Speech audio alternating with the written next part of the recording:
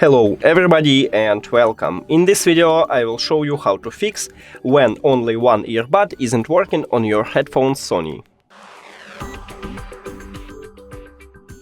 You have to start by put your headphones to the charging case, then close the case. After that open it again and remove your headphones from the charging case. Now try it, maybe it fixed, but if it doesn't, we should make a hard reset. So just press and hold both of connection button until you can see that LED light it start flashing orange. Here we go, now release your finger and then press and hold again for until this LED light it start flashing blue, like I have right now.